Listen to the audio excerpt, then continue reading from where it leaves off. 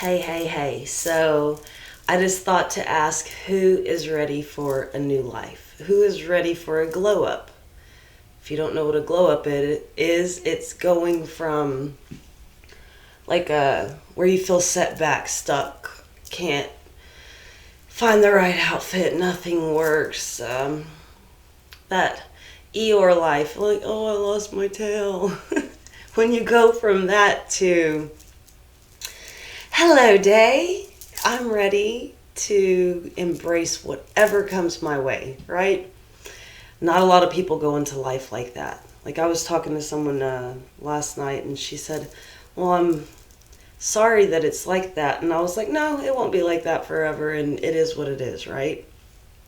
We have to learn that life is lifing. We have to learn to ride the waves. We have to learn to say, okay, I don't like the space I'm in right now, so I'm going to change that. Nobody's going to change that for me. Like I told myself today, I've got to get back on my lemon and honey water. If you have not had lemon and honey water, get you a fresh lemon and squeeze that into a glass and add a tablespoon of honey and mix it up. It's not the easiest, but then add you a little water. Keep mixing it till you can dilute it together. And then I like to finish topping mine off with ice and water. But you'll feel zingy. I don't know if that is something that makes sense. But it's kind of like a, whoa, where are we going? You're charged, ready for the day. And it's weird, whenever I stopped drinking my lemon water, my energy levels would go down more and more and more, and I didn't notice anything about it. But I had someone in my life at that time that I was allowing them to come around with their drama, and didn't realize they were slowly draining me. And I was watching the situation, like, every time you come around, you come in depressed and you leave feeling great, and I was feeling great, and you leave feeling better than when you got here. Then I had to start realizing, oh, you got to be careful who you let in your space. I knew that. When you are trying to have relationships with people, it was a long-term relationship, people change throughout that course of time. And a lot of us do exactly what I did. I looked at the amount of time and almost felt like I had to stay in the situation. I took the choice away from myself, and it affected my daily life to the point that I almost let myself hit rock bottom. And putting that workout machine together yesterday was back to, I'm ready. I'm ready to get back on that glow up. I'm ready for the change. And I've watched myself go through these phases over years. It started with finding the courage to leave my kid's dad. And gradually, year after year, it's been 4 years now, but year after year, I've seen myself become healthier, wiser, more assertive, more loving, more open, more trusting, more capable of making my own choices. And if that's something you don't allow yourself, you're really cutting yourself short, because the freedom you feel when you get to choose is like a kid in a candy store. Like, I can have any of this? Are you for cereal? Like, oh my goodness. And you get to take back your power. And when you have that power, you have the ability to be like, no, who are you talking to? No, I'm eating this because I want this. No, I'm not full. As a matter of fact, I'm going to go have seconds. Or, no, I wanted to invest in that workout system because I want to feel better. And it's funny, because as you get higher vibing, you don't have to explain yourself to anybody, and you realize that. When you're low vibing or in toxic situations, you want to explain everything. And if you're around people that are over explaining things, like why they didn't call, why they were late, just odd situations, if you're romantically involved with them, more than likely they're manipulating you. If it's, let's say, a party you were supposed to go to and they didn't invite you, yeah, they might have forgot you. But It's more so you're doing your own thing, and either people will forget to invite you into their life, but if that's the case, they're like, oh yeah, they're coming. And then there are situations where there's just complete oversight because people are extremely busy. I get that. Not everything in this world is toxic. I don't want it to appear that I look at the world and go, oh, it's full of thorns. I mean, there's a lot of thorns, but there are people that are extremely overworked, and sometimes they forget. Like with me not being on social media, my sister, for instance, she puts a lot of things out on social media as invites, and I'm not on Facebook and all that stuff, so I don't get those invites. But then, of course, it's like, hey, sister, did I forget to invite you? Oh, God, you know y'all are always welcome. And then luckily we're very close-knit. Like my mom will even tell me, did your sister let you know? So when it comes to situations like that, like I said, there's people that are extremely busy. This is not old school. This is not like, you are cordially invited to such and such. Will you RSVP below, and how many people? What meal would you like? It's not old school. We've had to learn to adapt with technology. And, ooh, I will tell you, I used to be irked by technology. Like, it's going to ruin the world. And here I am using it. Go figure. We have to get comfortable with what makes us uncomfortable at some point. But, like I said, it's also the sense that it's time for a glow up. And I feel the energy around me that there's a lot of people that want to change. And yes, I feel that there's a great need for change. And maybe it's my energy I'm pushing out, and others are like, I feel that. I'm tired of that. That's outdated. That mindset is so outdated. I don't want to think like that anymore. It's going to hold me back instead of allow me to propel into the future. Or, oh, I need to change this and that in my life and I'll feel healthier and better. Like I said, I have to add the lemon water back into my life. Fresh fruits and vegetables again, because I've been slacking. I've been going through the motion of just breathing and being. I don't know if anyone knows what I'm talking about. That feeling where you're just like, what's the point? I'm tired. I got to a point even the other night, I told my friend, I said, I'm just at a point, I'm tired of helping people. And he had to tell me, don't let that troll bother you.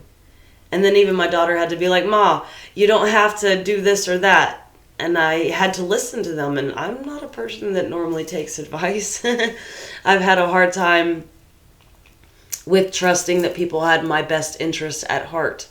But at the same time, I'm starting to see more and more that the more people reach out, if I reach out, we're reaching towards each other. And then there's this building a bridge that closes the gap of where I used to be and where I need to be. And it's hard, yes, because we've all been hurt. We've all been too trusting in the wrong people. I can testify day and night over that. But at the same time, we have to sit here and remind ourselves the world is not full of just thorns. You know, there's a beautiful world that we exist in. And the more that beauty comes back, you know, the dragonflies, even just for a minute, it was a big rain shower. And I had to look and go, man, my hair is going to get frizzy. This is the days I don't like fixing my hair. But then I had to go, but my plants loved it. You know, there's certain things that other entities need in this world, and we have to respect that. We have to acknowledge the fact that it's not just us on this planet. And the more that we can build ourselves up and have that glow up, the more that we can sit here and go, you know what, I'm not really comfortable with the way that the world is moving, and I have something to say. Excuse me, let me say how that's making me feel. And to say it among your peers and then find that everyone feels that way, that's where change comes. A lot of us don't speak up because we don't want to be judged. We don't want to be seen as the oddball. But you know what? I learned to speak black sheep a long time ago, and hello, bye. You got to learn to put yourself out there and say it's worth the change that can come from that. Because the more that you sit back quietly, the more that the world becomes loud in all the wrong ways. And like I just read earlier, it said, don't stay quiet, because in a forest would be extremely quiet if only the good birds singing. Let me think about it for a second. A forest would be extremely quiet and dull if only the birds that could sing good were singing. So that had to remind me, speak up and speak out. This is something I used to say all the time, especially to my children. When you see something wrong, speak up and speak out. Don't let a bully.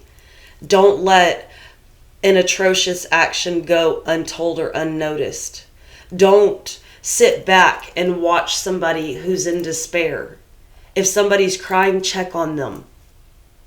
There's a thing about mental awareness. We're all aware of how it can affect us, but a lot of people are like, I don't want to be nosy. You're not being nosy.